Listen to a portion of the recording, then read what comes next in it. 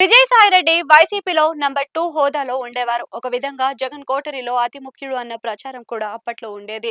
ఆనాడు వైసీపీలో ఏం జరిగినా, ఏం చేసినా విజయసాయిరెడ్డి మీడియా ముందుకు వచ్చి పార్టీ సౌండ్‌ను గట్టిగా సమర్థించేవారు. బలంగా వాదించేవారు.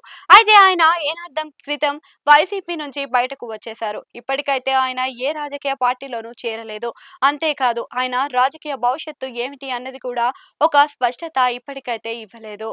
అయితే ఆయన తిరిగి వైసీపీలోకి వెళ్తారా అంటూ వస్తున్న వార్తలు కానీ, జరుగుతున్న ప్రచారం కానీ, ఆయన పెడుతున్న ట్వీటర్లతో పటాపంచలు అయిపోతున్నాయి. అంతేకాదు ఆయన వైసీపీ వైఖరిని తనదైన శైలిలో నిశ్చితంగా విమర్శిస్తున్నారు. జగన్ ఈ మధ్యనే కొత్తగా మావిగన్ అంటూ అమరావతికి ఆల్టర్నేటివ్ ప్లాన్ ని సూచించారు.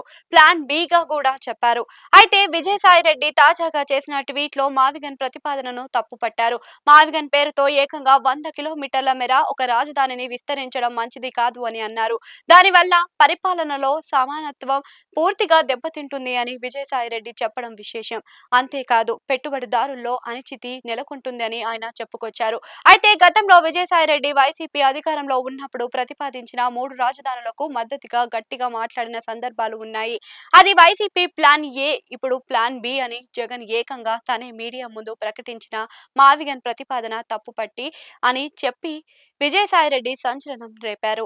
అయితే దీని ప్రకారం ప్లాన్ ఏ ప్రతిపాదన కూడా తప్పు అయి ఉంటుందిగా అని నెటిజన్లు అంటున్నారు. పార్టీలో ఉన్నారు కాబట్టి ఆ పార్టీ సౌండ్ ని నాడు వినిపించిన విజయసాయిరెడ్డి ఇప్పుడు మాత్రం వాస్తవాలు మాట్లాడుతున్నారు అంటున్నారు. దాంతో వైసీపీ తప్పులు ఎత్తి చూపేందుకు సైతం ఆయన వెనకాడడం లేదు అని అంటున్నారు. 3 రాజధానులు అంటూ ఒకనాడు మురిసిపోయిన వైసీపీ ఇప్పుడు మావిగన్ అని కలవరిస్తుంది. అది వైసీపీకి మానస పుత్రికగా మారింది. దాంతో వైసీపీ మావిగన్ అన్నది కూటమిని సరైన కౌంటర్ గా భావిస్తున్న నేపథ్యం ఉంది. సరిగ్గా ఈ సమయంలో విజయసాయిరెడ్డి ఆ ప్రతిపాదనే తప్పు అని చెప్పుకొచ్చారు. దాంతో వైసీపీకి రాజకీయం ఇది ఇబ్బందిగానే ఉంటుంది అని అంటున్నారు. అమరావతి విషయంలో ఈ రోజుకి ఒక స్పష్టమైన విధానం వైసీపీ తీసుకోలేకపోతుంది అన్నది చాలా మంది నుంచి వస్తున్న విమర్శ.